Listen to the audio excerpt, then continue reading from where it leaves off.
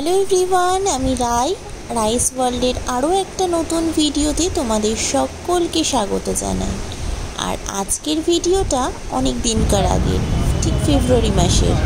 আজকে চলে গিয়েছিলাম দীঘার উদ্দেশ্যে, আমরা রওনা দিয়েছি কারণ বাপির অফিসের পিকনিক আছে।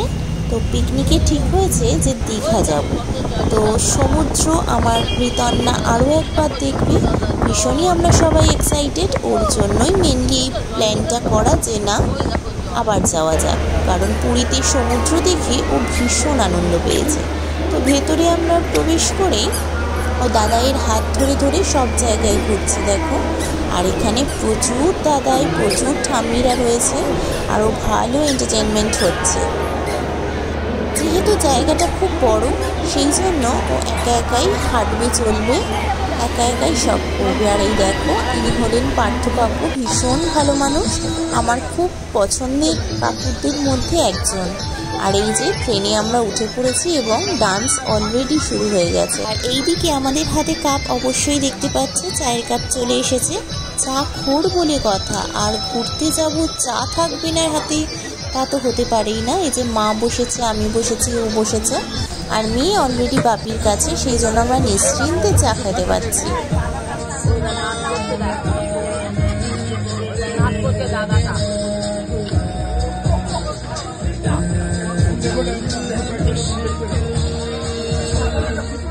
আর এরপর আর ভিডিও করা হয়নি। দুঃখের বিষয় হলো মেয়ে তারপরে খুব অসুস্থ হয়ে পড়েছিল, বমি করছিল, কান্নাকাটি করছিল, ওর ভালো লাগছিল না একদম। তাই আমরা একদম নিস্তব্ধে অন্য একটা কম্পার্টমেন্টে গিয়ে বসে ওকে নিয়েছিলাম। প্রচণ্ড বমি করেছে, মানে মেয়ে একেবারে নেতিয়ে গিয়েছিল, ভীষণই ভয় পেয়ে গেছিলাম আমরা আরও ভেবেছিলাম যে ও আনন্দ করবে।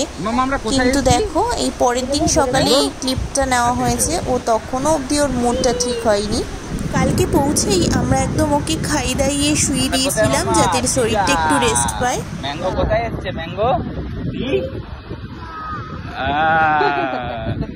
ম্যাঙ্গো দীঘায় এসছে।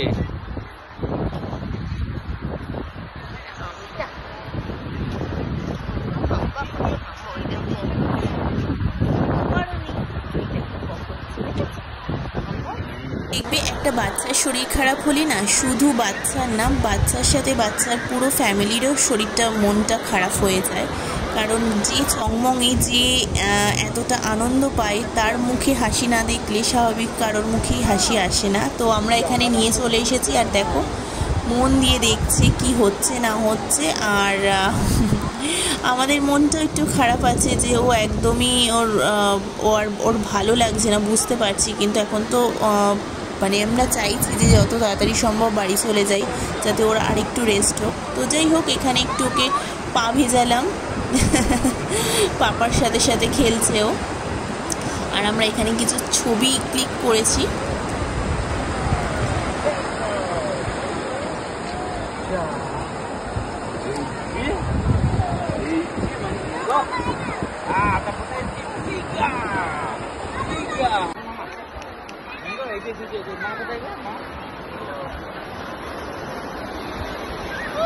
সমুদ্রের জলে পা ভেজানো কমপ্লিট, এবার একটু রিল্যাক্সেশন, তাই নারকেলের জল নিয়ে বসে পড়েছি। এরপরে যাব হোটেলে, কারণ প্রচণ্ড রোদ। চলো এখনকার মতো এই পর্যন্ত, টাটা।